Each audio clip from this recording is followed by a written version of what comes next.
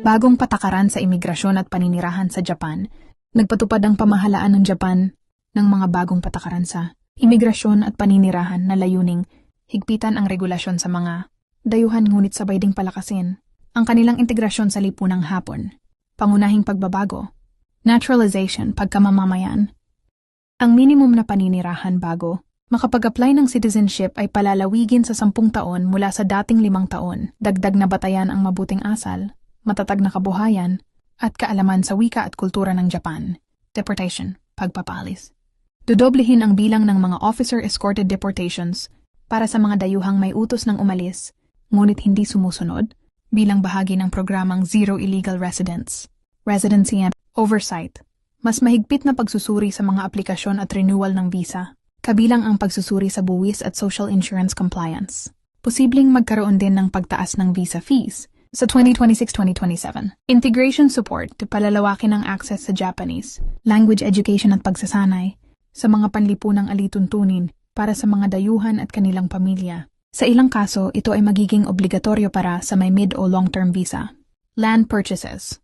Walang total ban sa pagbili ng lupa ng mga dayuhan, ngunit ipatutupad ang mas malinaw na transparency measures gaya ng pagdeklara ng nasyonalidad sa rehistrasyon at centralized database sa pagsapit ng 2027. Inaasahan ang karagdagang regulasyon sa tag-init ng 2026. Sa kabuuan, ipinapakita ng mga bagong pulisiya ang mas mahigpit na kontrol sa imigrasyon ngunit may kasabay na suporta para sa integrasyon ng mga dayuhan upang mapanatili ang balansing ugnayan sa pagitan ng seguridad at inklusibong lipunan sa Japan. Lalaki, huli sa tangkang pagnakaw ng underwear ng matanda na nakasampay, Yokohama City. Ayon sa news na ito, hinuli ng mga pulis on the spot ang isang lalaki, age 56 years old, matapos tangkain nitong nakawin ang shitagi na nakasampay sa isang bahay. Nangyari ang incident nitong March 2 ng 10 a.m. umaga. Ang lalaki ay pumasok sa garden ng isang bahay at kukunin na sana niya ang underwear na nakasampay ng isang matandang babae.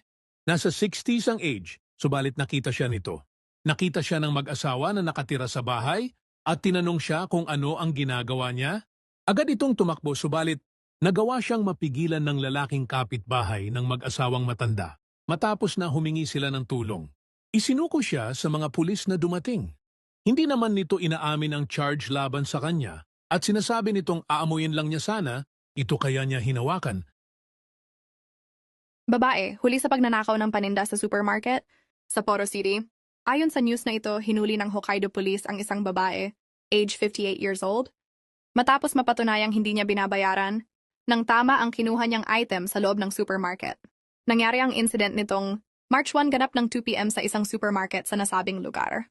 Ang babae ay kumuha ng iba't ibang produkto then dumaan sa self-regi. Ang ginagawa niyang teknik ay pinagpapatong niya ang 2 o 3 products, then iniskan lang niya ang nasa ibabaw at agad niyang inilalagay sa kanyang eco bag na dala. Subalit ang hindi niya alam daw ay markado na pala siya ng staff ng supermarket dahil sa may doubt na sila sa ginagawa nito before. On that day, sinundan siya ng security staff hanggang sa makalabas, then siniyasat ang mga item na nakuha niya. Nalaman na meron 8 items na shampoo, sushi at iba pa na hindi niya binayaran na umabot sa 9,174 yen. Ang total kung kaya't pinahuli siya sa mga pulis. Meron pala itong dalang 15,000 yen cash money pero di nagbayad ng tama. Inaamin naman nito ang charge laban sa kanya at ayon dito, nanghihinayang siya sa pera niya na ipambayad daw. Mga problema at suliranin sa buhay ay hindi nawawala. Tanging kailangan ibay ng puso upang ikaw ay di maging kawawa. Mag-usap tayo at gagaan mga problema nyo. Mga pagsubok sa ating buhay.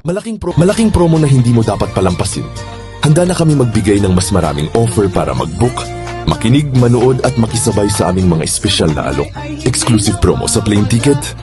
Sa bawat pag-order ng plane ticket, may libreng original Mag-usap Tayo by Vicky Ozawa polo shirt kaagad. Isang plane ticket includes isang original Mag-usap Tayo polo shirt. Mas maraming ticket, mas maraming libreng polo shirt. Limited po ang aming offer up to 50. Person, no choosing in color size. Translation service Japanese English Tagalog, dagdag tipid sa bawat transaction. Makakatanggap ka ng 1,000 discount sa bawat transaction, ibinabawas mula sa original price. Totoong tipid. Walang komplikadong proseso, direktang bawas presyo. Abangan ang iba pang promo. Marami pang sorpresa at updates na pwede mong makita at marinig sa aming mga platform. Balak mo bang pumunta sa Amerika? Andito po kami para ibigay ang aming makakayang serbisyo sa amin pong kaalaman. Message lang po.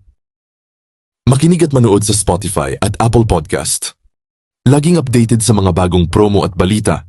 Message na po ngayon. Limitado lamang ang promo kaya huwag nang maghintay. I-check ang aming page, mag-message na po at mag-order ngayon. Kami po ng Team Mag-usap Tayo by Vicky Ozawa. Maraming salamat po. Message na po ngayon. Ang promo na ito ay para sa mga gustong maglakbay, makatipid at makatanggap ng espesyal na regalo. Samantalahin na po, message lang po sa FB page Mag-usap Tayo by Vicky Ozawa. Si Neil Sedaka, US singer at songwriter, ay namatay sa edad na 86. Published February 28, 2026. Washington, United States.